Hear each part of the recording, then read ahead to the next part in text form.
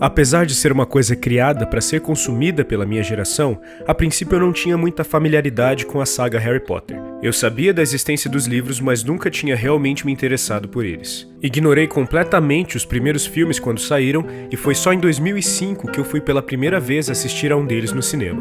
Era O Cálice de Fogo, o quarto filme da saga, e eu lembro de ter gostado muito dele. Tinha luta com dragões, heroísmo, romance adolescente, tudo que o meu eu de 11 anos queria ver. Entusiasmado com a descoberta desse universo, eu quis assistir aos primeiros filmes. Mas quando eu fiz isso, senti uma grande diferença. O Harry do início da saga não era aquele que eu tinha visto no cinema, principalmente porque existe uma diferença de maturidade tanto na personalidade dele como no tom da direção do filme. Eu continuei assistindo porque sabia que em algum momento eu veria o amadurecimento acontecer. E essa virada foi no terceiro filme, O Prisioneiro de Azkaban. Essa é uma produção que, ao meu ver, é completamente diferente de todos os outros filmes do Harry Potter. Em A Pedra Filosofal e A Câmara Secreta, o Harry precisa de outras pessoas para se libertar dos seus tios abusivos. Primeiro do Hagrid e depois do Ron Weasley e dos seus irmãos. Por mais que ele odeie as situações a que os seus tios o submetem, ele não tem poder para se livrar daquilo sozinho. Mas em O Prisioneiro de Azkaban, é ele mesmo quem decide fazer as malas, desafiar os tios e sair de casa. Uau, que ótimo! Agora ele é independente, agora ele é adulto, agora a vida dele vai melhorar. Na verdade, não é bem assim. Quando Harry sai da casa dos tios, ele dá de cara com uma bifurcação na rua. O menino para e se senta na calçada sem saber se deve ir para a direita ou para a esquerda. Sem saber de muita coisa, na verdade. Essa é uma metáfora perfeita para o nosso processo de amadurecimento.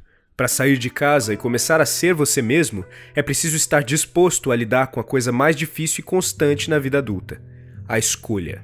Ao congelar no meio da rua, na primeira decisão que tem que tomar sozinho, o Harry mostra que já tem autonomia para discordar das atitudes dos seus responsáveis perversos, mas ainda não tem coragem ou discernimento suficiente para escolher os seus próprios caminhos sem a ajuda das pessoas boas que cuidam dele. Mas isso não significa que ele não deva tentar.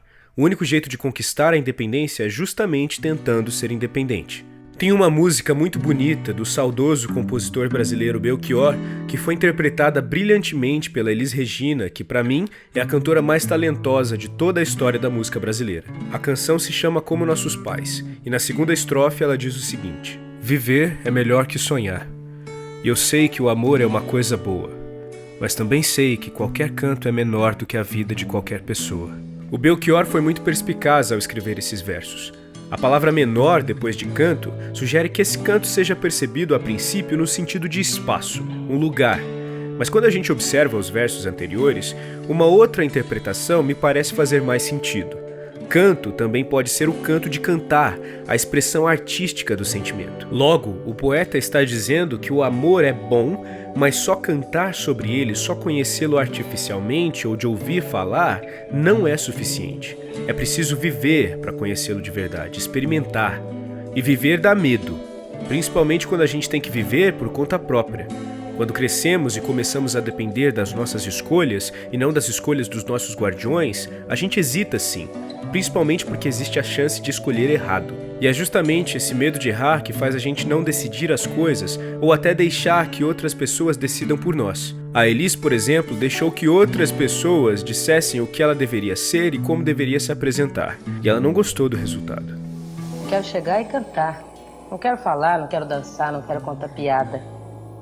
Não quero botar roupa de vedete, cheia de pluma. Já fiz esse troço, sabe?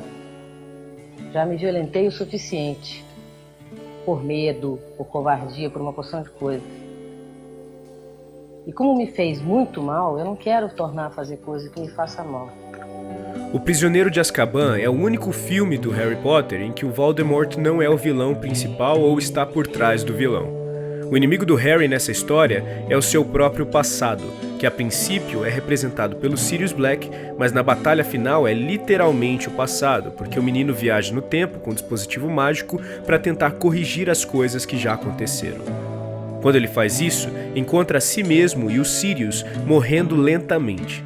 O Harry do passado achou que tinha visto o pai biológico aparecer para salvá-lo, mas isso obviamente não aconteceu porque ele estava morto. Mas o Harry do futuro, ao perceber que a ajuda não viria, se posiciona, toma o protagonismo e salva a si mesmo e a seu padrinho. Só existem algumas horas entre esses dois, mas a discrepância entre a atitude deles é enorme.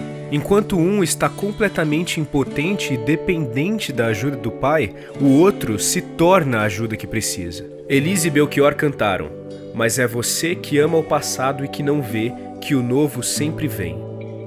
Depois de todas as frustrações e escolhas que fizemos, dos tropeços, dos sacrifícios, das frustrações, de ter que recomeçar, de tudo o que fizemos, não é possível que a gente ainda espere que as soluções para os nossos problemas de hoje vão vir do passado. Precisamos ser algo novo, dar um passo adiante. E é claro que para dar esse passo, a gente precisa partir do que os nossos antecessores construíram. Não dá para simplesmente ignorar a nossa história e tentar começar tudo do zero, mas também não dá para se apegar ao passado e atrasar o progresso da humanidade por causa do nosso medo do novo. Espero que nós não sejamos iguais nem parecidos com os nossos pais.